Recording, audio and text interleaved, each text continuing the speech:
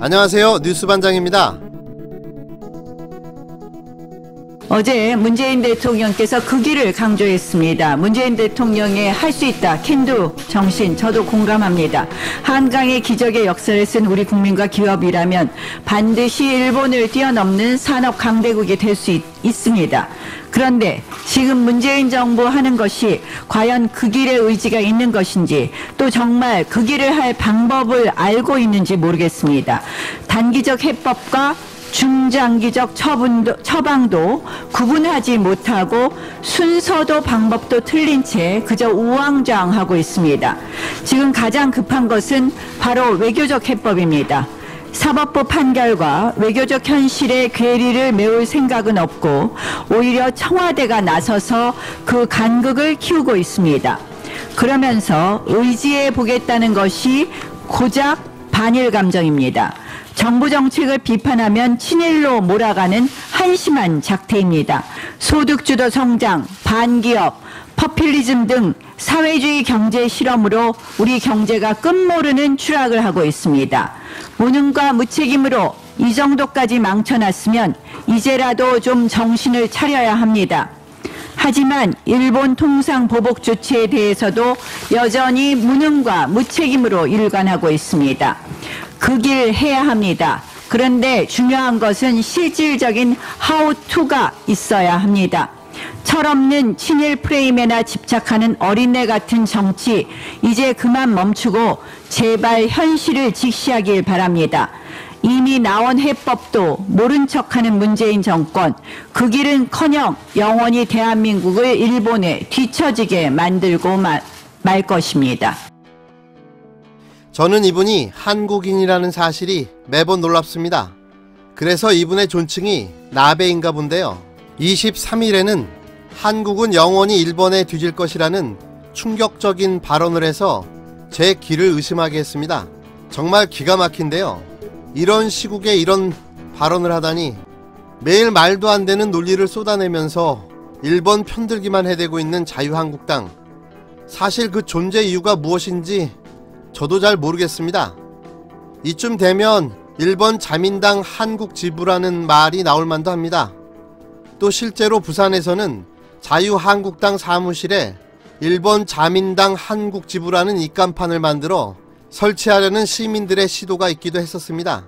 물론 경찰의 강경 진압으로 실패는 했습니다. 저는 자유한국당에 계속되는 일련의 이런 행태는 문재인 대통령과 각을 세우기 위한 전략에서 비롯된 좌충수라고 판단됩니다.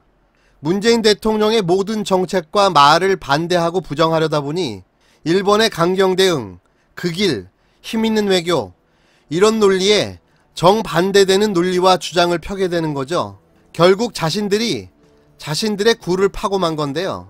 흡사 문재인 대통령이 만들어 놓은 친일 프레임에 말려 들어간 것 같다는 생각도 들기도 합니다. 항상 일이 벌어지면 이런 식으로 이야기하게 되는데요. 정말 그렇게 느껴지는 걸 어쩌겠습니까? 그래서 제가 자꾸 문재인 대통령은 정치 천재라고 말씀드리는 겁니다. 나경원 자유한국당 원내대표가 23일 문재인 대통령과 청와대에 그 길 메시지를 향해 철없는 친일 프레임에 집착하는 어린애 정치를 그만두고 현실적 해법을 찾으라고 비판했습니다. 나 원내대표는 이날 오전 국회 본청에서 열린 당 원내대책회의에서 단기적 해법과 중장기적 처방도 구분 못하고 순서도 방법도 틀린 채 그저 우왕좌왕하고 있다며 이와 같이 말했는데요. 나 원내대표는 캔두 정신에는 나도 공감한다면서도, 그런데 문재인 정부 하는 것이 그 길 의지가 있는지 그 길 할 방법은 알고 있는지 모르겠다고 말했습니다. 나 원내대표는 가장 급한 것은 외교적 해법이라며 사법부 판결과 외교적 현실의 괴리를 메울 생각이 없고 청와대가 나서 그 간극을 키우고 있다고 비판했습니다. 나 원내대표는 그리고 나서 의지해 보겠다는 것이 고작 반일 정책이라며 정부 정책을 비판하면 친일로 mon다, 한심한 작태라며 기업 탓, 잘못된 프레임으로 탁상 공론하는 정권은 전혀 위기 해결 능력이 없다고 말했습니다. 나 원내대표는 당장 예비비를 활용해 재정 지원을 할 수 있는데도 백지수표 추경안을 들이민다며 그것을 비판하는 야당 욕하기에 바쁘고 국가적 위기마저 정쟁으로 활용하고 있다고 지적했습니다.